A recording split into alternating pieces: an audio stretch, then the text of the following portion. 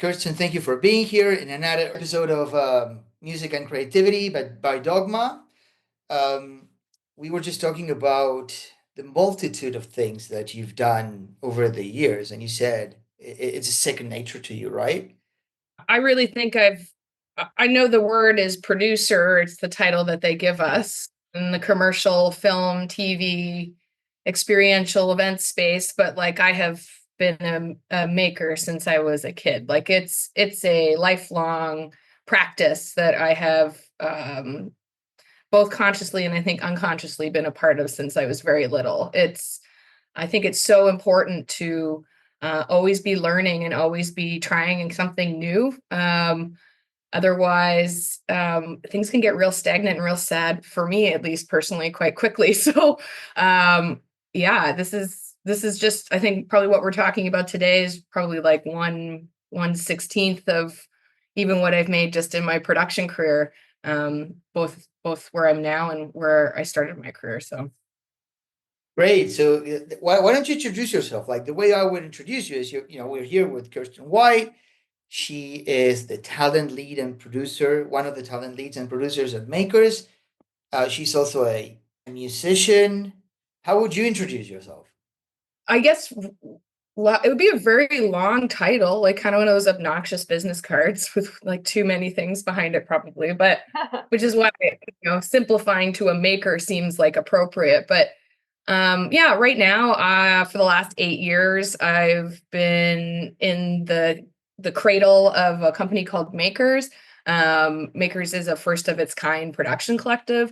We believe that like across any medium, any discipline, anything ever, if you put a producer at the helm of that project, you can bring it to life. And we're not just talking about commercial or advertising. We're talking in the medical care system. We're talking in home building. We're talking in auto. So I feel very lucky to be here. I've been here since it started. Summit, the founder, and I met very serendipitously through my own art and kind of have been together ever since. And about 3 years ago, I took my team building skills and started a talent department at Makers because I don't think there's a lot of people specifically looking at or talking to producers slash even really understand what we do.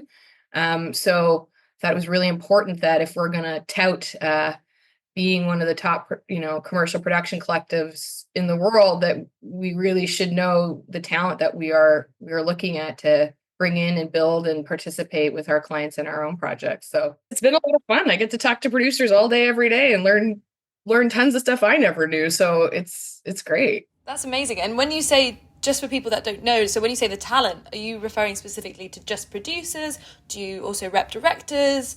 What is the range there? Yeah, so we only in-house have producers, period. That's it. We don't rep, we don't have directors, we don't have creative directors, we have none of that. We start every project with the producer and we build out from there. So we can build a custom creative team for a client, or we can build a custom post team for a client. It really doesn't matter. Whatever they need, if you come to the producer first, I think you'll get the best results, especially in the commercial space. Like, I don't think there's any group of people who touch more creative a year.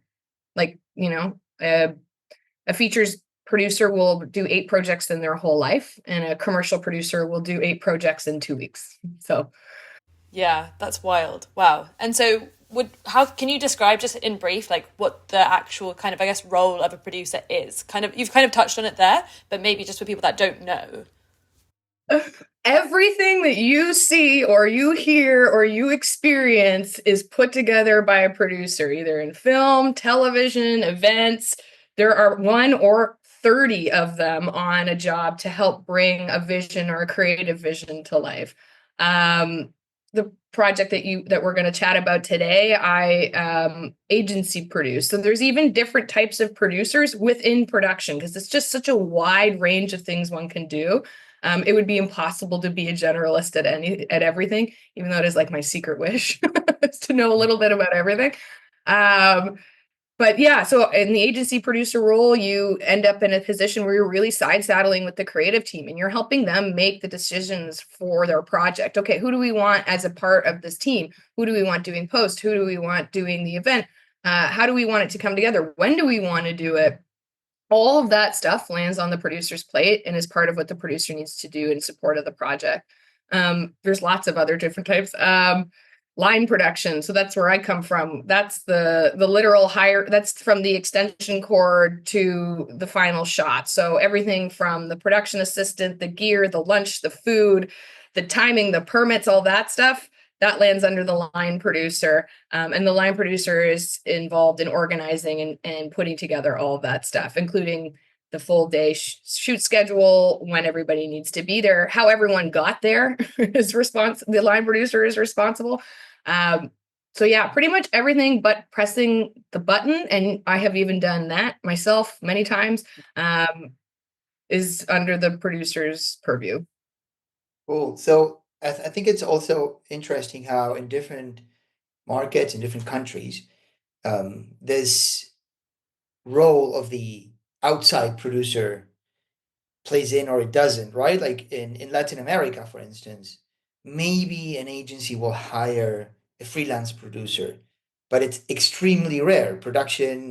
Um, every agency has a production department and they deal with their own producers that have known the brands, the teams, the clients, the creative directors forever. Whereas in other markets like Europe or the States or Canada, is a bit more common to have an outside producer come in to a project. How do you navigate entering a project with your vast experience across brands and teams, but maybe not knowing a particular client or a particular brand? How do you enter that scenario? I love that question. It's a mentality. It's the inviting your friend's new boyfriend to dinner mentality. Right?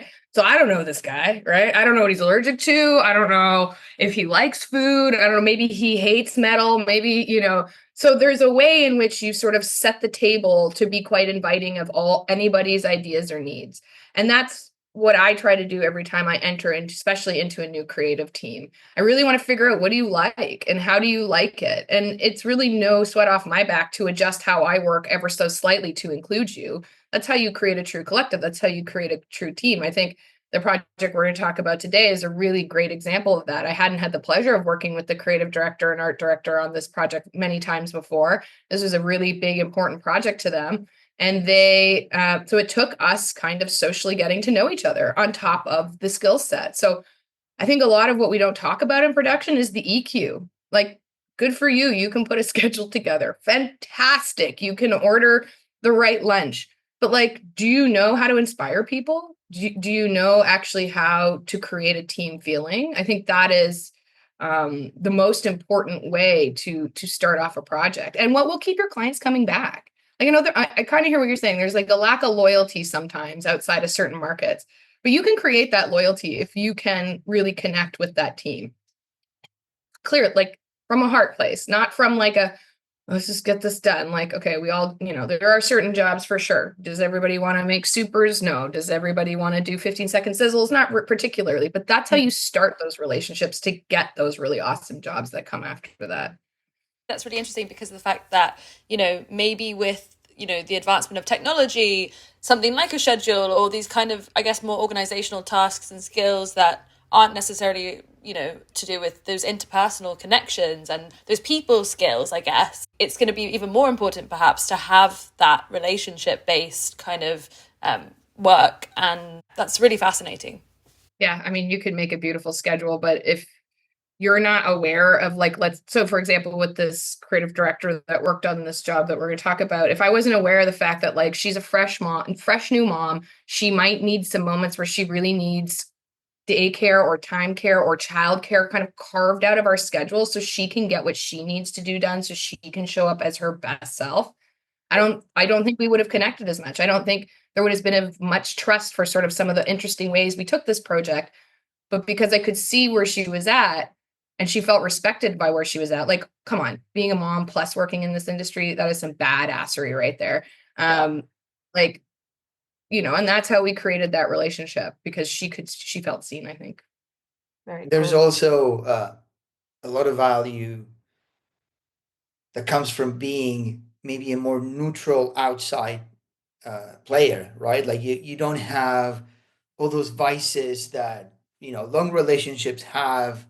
You have a more objective view on what needs to be done when and what the needs are of any specific project.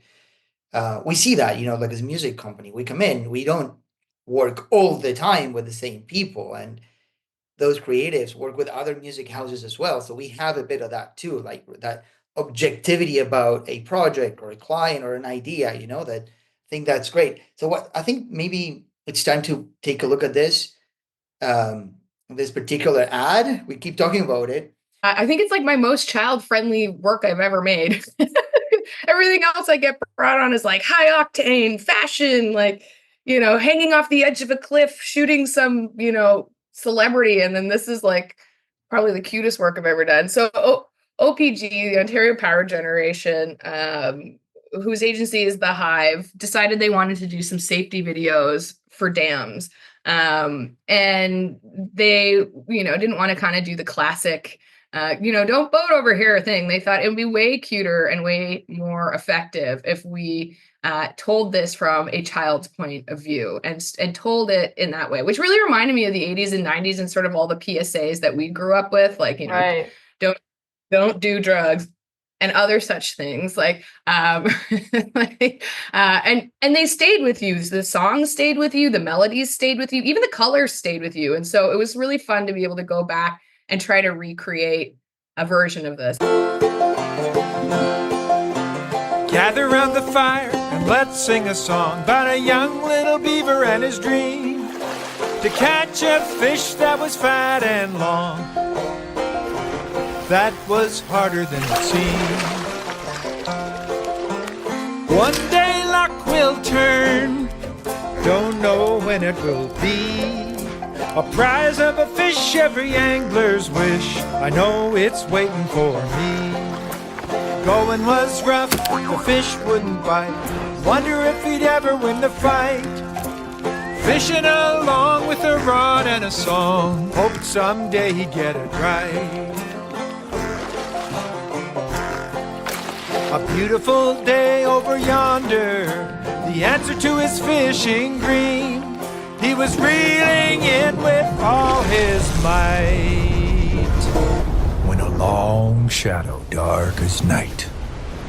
Don't ignore that warning sign. Your life could be on the line. Did he die? He escaped by the skin of his teeth. Lots of fish there will always be, but just one you and just one me. On behalf of OPG, stay clear and stay safe. Amazing. I loved it so much. I mean, I was quite shocked by the ending. I think because when you don't know much about it going into it, watching it, it was really affecting actually because of how cute and how wholesome. And then you get that message and you're like, oh gosh, okay, it's going to stay with you for a little while.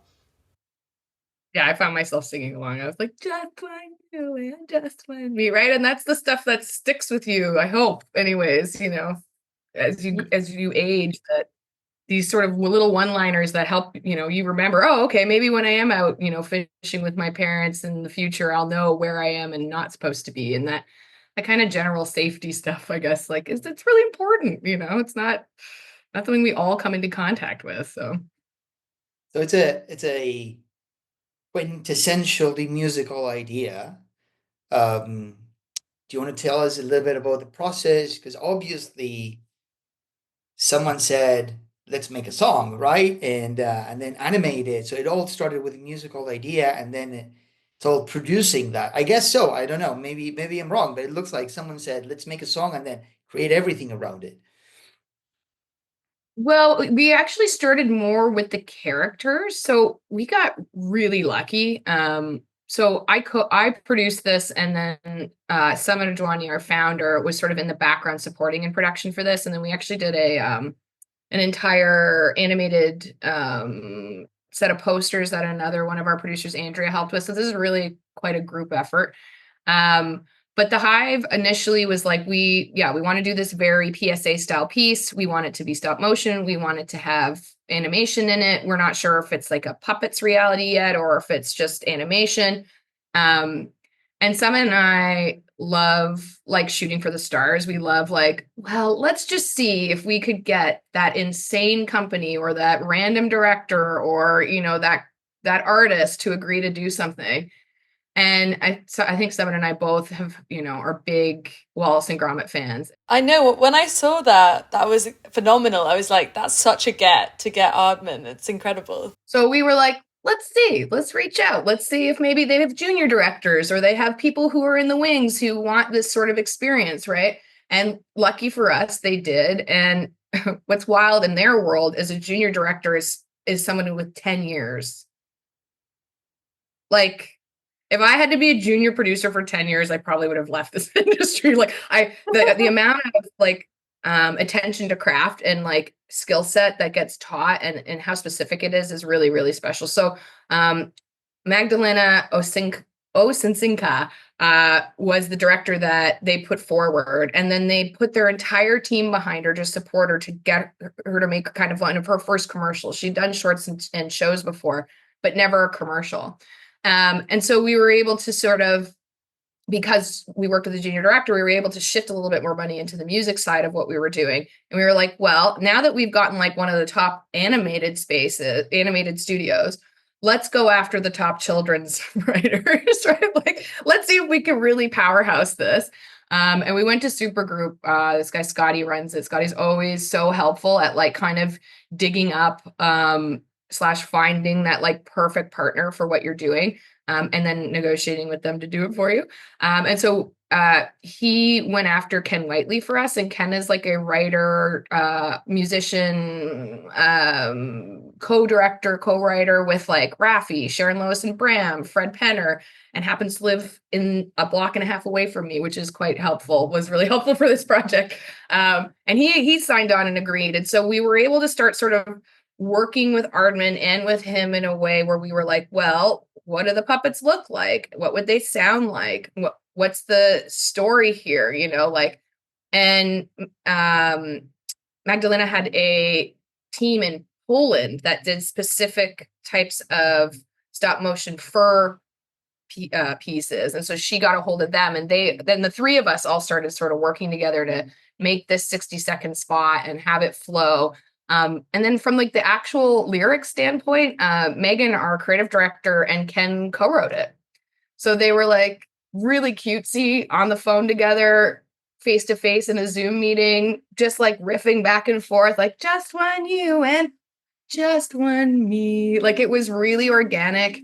And the two of them kind of came up with this whole, because she's actually a copywriter first. So it was like adding a copywriter to like a children's musician. It just, for an adult brand using all child supported creatives, it was really cool. you can I think you can hear that. I think sometimes, obviously a lot of projects have a lot of moving pieces, and sometimes when it comes to like the essence of it or the pure idea or the song or those lyrics, I think it does help to have a smaller team and just like two people or even one person sometimes, to like kind of make that happen, and then everyone else kind of bringing it to life. So I think it's really special, and I'm sure it's been amazing to have it out. I don't know if you guys have, if back in your beginning making days, ever tried to make stop motion. It is Zen on steroids on Zen on steroids. Like it's like we had the pleasure of going over there for a few weeks. We went over when they shot all the water stuff. So Megan and I went over.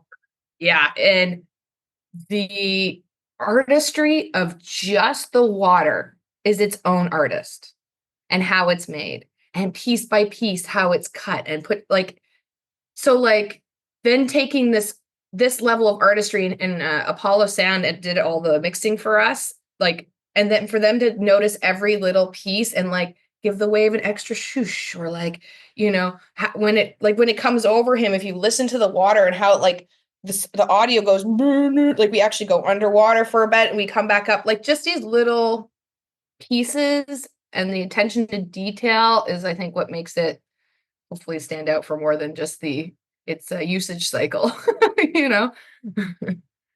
Spectacular. So why don't you tell us a little bit about, because I keep going back to this, like you have a bicycling group. I don't know how you want to call it, the Deadly Nightshades. Is that still going?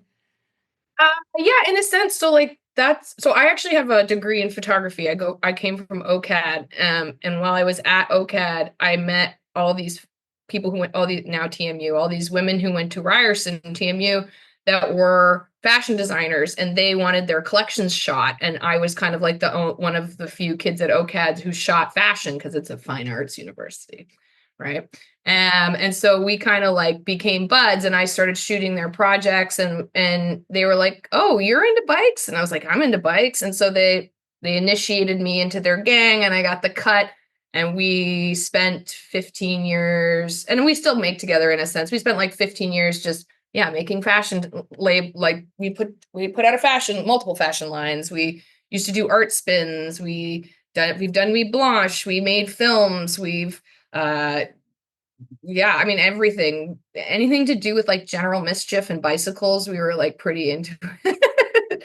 um that's actually how I met Summit. Like that's how I got this job. That's how I got the opportunity to make what we just talked about. Was I married 400 people to their bikes, dressed up as Dolly Parton, for Nuit Blanche. And he at the time was a freelance producer and filmed our Nuit Blanche event for an Ontario tourism commercial. And I refused to sign the model releases because I was like, this is for art, not commerce. And somebody on his crew recognized me because at the time I line produced at Westside. And so he was able to find me like 9 months later because I made it into the final cut of one of his commercials. Wow, that's amazing. That's such an interesting story. I mean, that's such a good lesson in terms of, aspiring producers, maybe. It's almost like you got to start making something before you even maybe make supposedly, let's say, the proper or the professional level, whatever, showing that you can get things made or get these amazing events, make them happen, is such a great example of how you maybe can make your way into the industry even. That's 100% how I got in as well. Like off the same arts collective. Like we made a film and we wanted to show it somewhere. So we submitted to the Bicycle Film Festival, which is this like international touring event. And they took the bike that we made out of fabric and they took the film and they toured it all over the world. And they needed somebody to throw the event in Toronto. And I was like, yeah, we'll do it. We of course want to be able to show our film on the big screen in front of all of our friends. Like, why not? And one of the photographers at Westside and I ran into each other one day on the street, very serendipitously. He's like, "What are you up to these days?" And I was like, "Oh, I'm running this film festival." And he's like, "Oh, you produce?" And I was like, "I don't know what that is, but yes, I produce if you have any work." And that's literally like how I got my foot in the door at Westside. It's really nice to hear one of these stories of like, I'm just making cool shit because I love it. And then I get offered this incredible job and I get to do even cooler shit, right? Yeah, and learn from people who know how to make cool shit at the top level. Like little tiny things you would like, because production is not, there's no rule book, there's no accreditation, there's no standard, right? And so if you want to learn how to do this work, you got to dive in, you got to be fearless, you got to be okay with failure, you got to be okay with like looking like a bit of a dum-dum sometimes. Like it's just how it is. Like you got to get real comfortable with that. And I feel like the best way to do that is to do it with your own work first. Why don't you tell us a little bit about the Kirsten musician? 2014, 2013, sort of around the same time as like the pre-Me Too movement. And I don't know, I was going to a lot of metal and punk shows. I had always sort of gone to those types of shows and found myself like more and more irritated with representation on stage and feeling like, this is so shitty to say, but feeling like if though some of these dudes could do this, there's like really no reason I can't, right? Like if that guy could do it, like I can do it. There's just a few hurdles. I got to figure them out. And so I actually, my friend Marty, I'll always give him the credit where credit is due. He's like a very talented guitarist, and we've been buds for a few years, and he's like, you got to stop complaining. You got to just do it. And I was like, Marty, if I get a bassist and a drummer, would you join a band with me? And he was like, sure, like fully not thinking I would do it. But as we all know, in production, in advertising, you can get things done lickety split if you need to, right? And so all of a sudden I was like, producer hat on. Where's the bassist?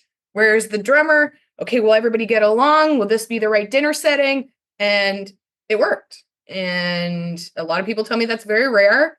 And we were together 8 or 9 years as a band, put out a couple of different releases. That was my first time ever screaming because I don't really sing. I learned how to sing a little later in another band, but yeah, and just went for it. I was like, make it heavy, make it creepy, make it witchy. Let's scream about burning down the patriarchy. What else? What could be better? And yeah, and then I had another band in that same time, a punk band that actually I got involved in through advertising. So Izzy Dean over at School Editing wanted to start like a Riot Girl band and couldn't find the right dreammates, and started asking around in the industry, does anybody know, again, advertising, does anybody know somebody who's like this, who's got this certain level of intensity, who will punch someone in the face or spit on someone's shoes? And they were like, have you met Kirsten White? Which is like, I appreciate the compliment. And Izzy and I became buds, and we started another band called Pretty Boy. And sorry, the first band was called Lilum, second band was called Pretty Boy. And both of those sort of ended in 2022. And I decided, okay, I'm going to pick up the bass. And I just started my own first, I guess, I know when you're a front person, you're technically in the band, but like when you're writing riffs, it's a totally different level of commitment. I feel like you're really responsible for how this sounds now.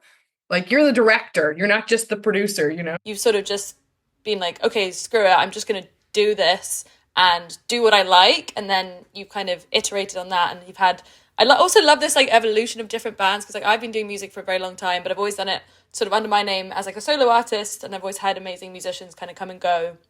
And so I know what it's like to be in a band, but I guess what you said about dream mates, like I love that phrase because it's actually so true. Like I finally think I've started to find a lot of people around me that are not only, doing things with me, but also giving ideas and being like, what if we did this? And I think that's really amazing when it's not just you inside your own head trying to figure out, can I even do something? It's other people being like, let's do it. And then it kind of all becomes this like amazing snowball of just doing cool stuff. Can I ask, Mallory, like when you, like where you found the support most useful for your own music? Someone, I don't know who said this to me a long time ago, but they said, always work with people better than you. And I've always just tried to do that.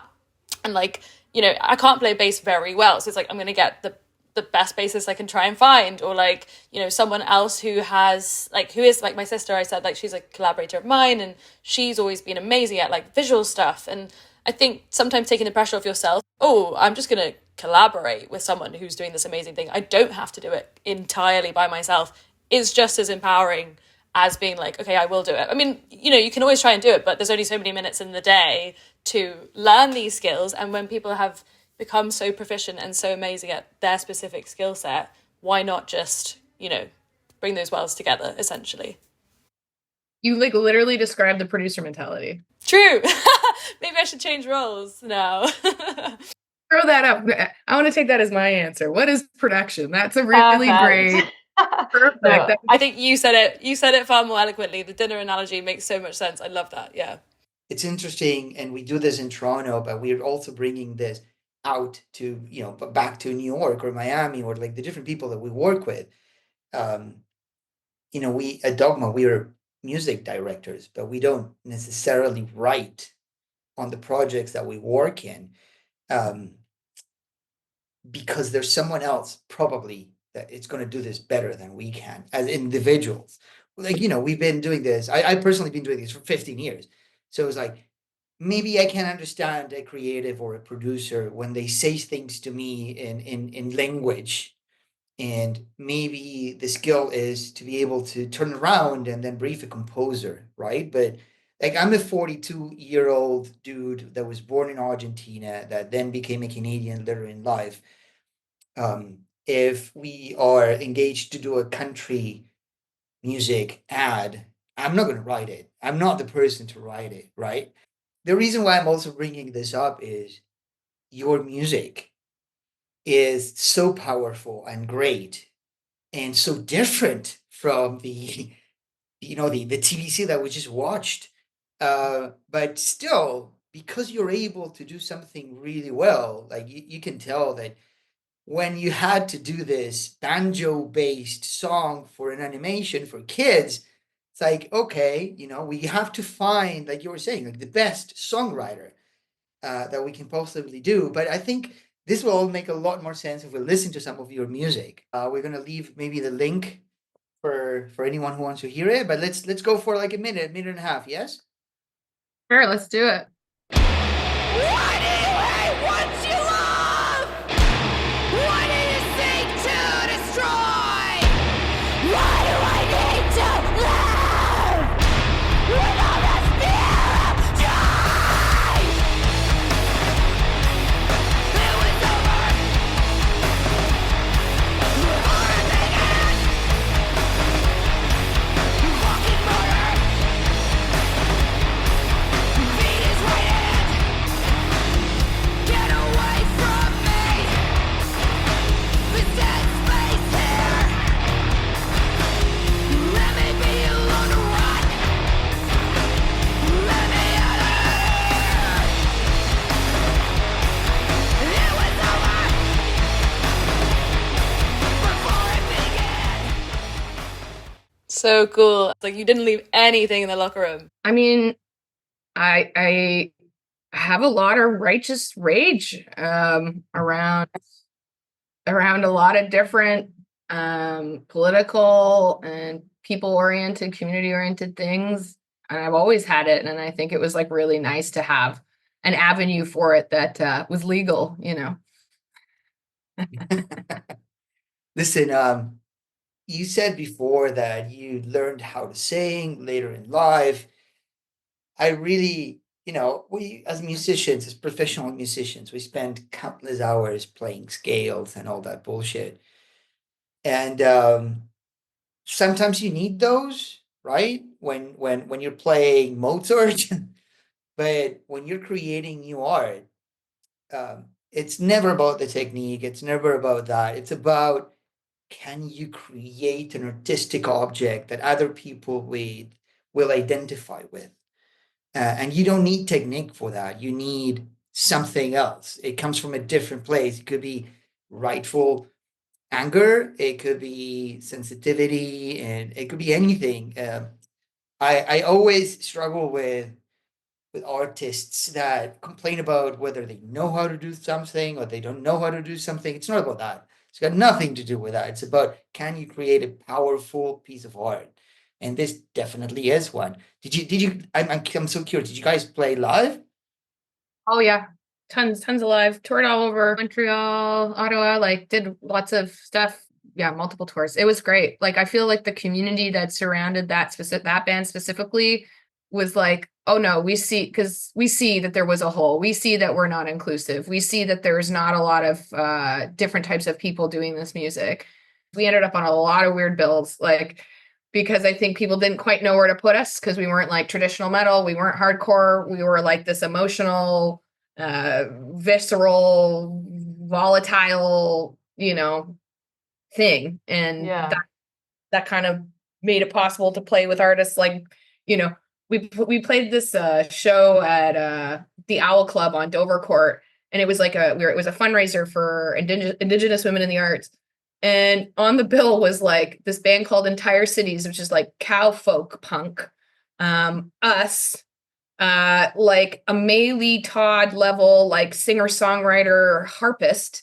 And like, and it was, but it all had that, what you're talking about, that like, that emotion, that peace, that's like kind of what was the through line. So yeah, it's really great. I mean, I watched this Bad Brains documentary a few years ago, and it's actually what like gave me the confidence to pick up the bass and try it. Cause and my partner, who's also a very, very skilled musician and has toured all over the world and plays grindcore, which is like the most technical metal out there. Anyways, he said that like this bad, and Bad Brains is a prolific punk band, right? Like we think about we're like, that is punk.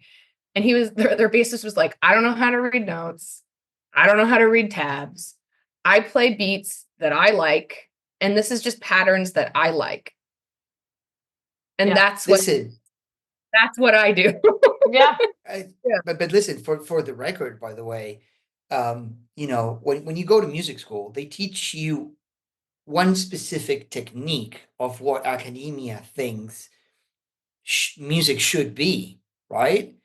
And it's hard to do, and it requires a lot of specialization, and you need to spend many hours learning how to do that. And it's like there's like a lot of class issues when it comes to the aesthetics of a music that requires one to be being locked away for 12 hours a day for 5 years. Who can do it? Who can afford to do that, right? That's just one aspect of it. But it also, my point was actually going the other way, that that's just one technique.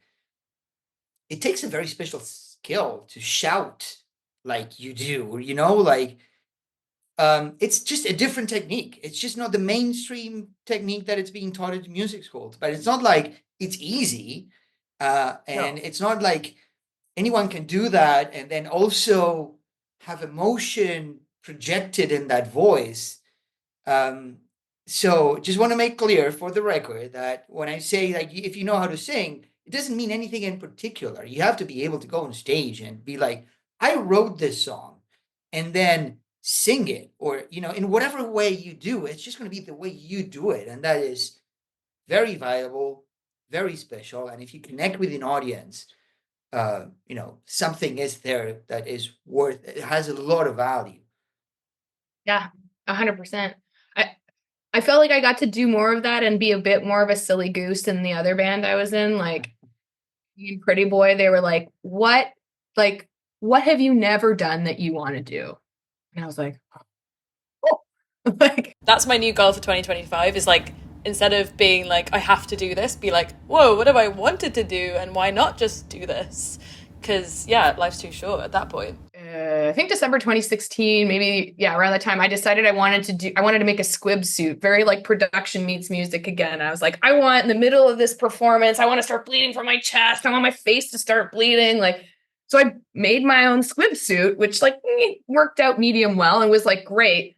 But I was like, okay, now I've learned like what other weird stuff can I do? And so like in Pretty Boy, it was like, do you want to like throw water at people? Do you want to wear a weird onesie that like covers your face? Do you want to play the entire set lying down in the middle of the crowd? Like it was like, what can I do that's totally me, but also so against all these rules, to your point? Like, and that's where the fun is. Like that's where the bizarre, like the newness gets me. I hate when people say like there's nothing new left to make. I don't agree with that. I think it's new for you. It's new because you put it out there. So like just be yourself in that way. And to your point, like it doesn't matter if you can sing. It matters what your confidence and your presence is like when you're on the stage.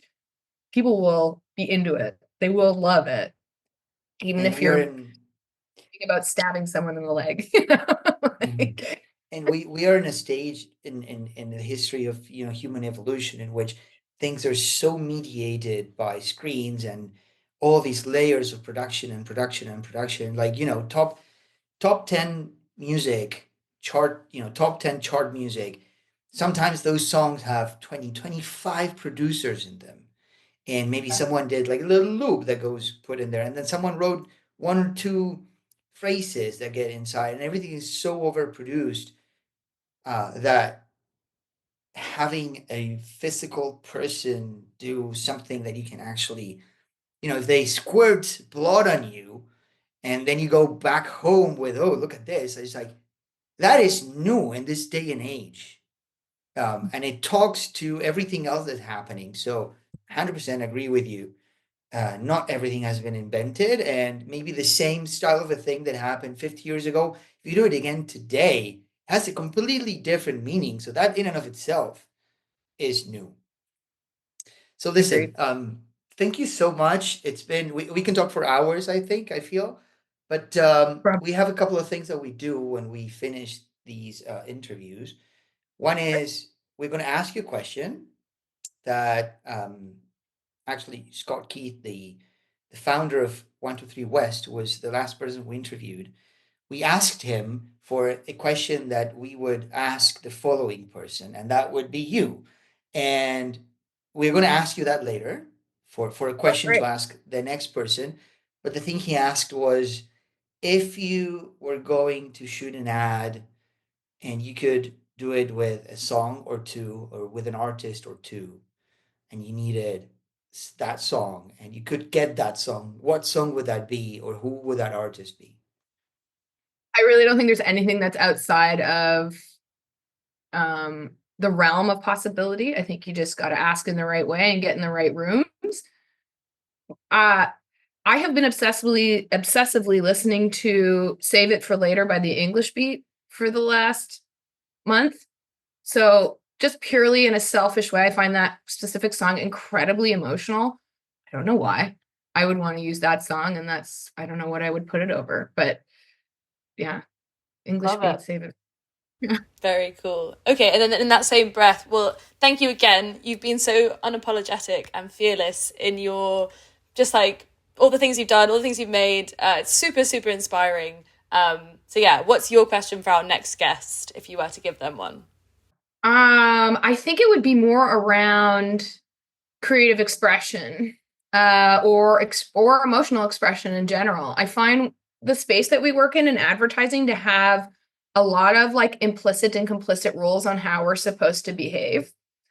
And there's a lot of nice ways of saying F you in our language, in our world. And so I guess I would want to know, what is the nicest way you ever said F you to either a client?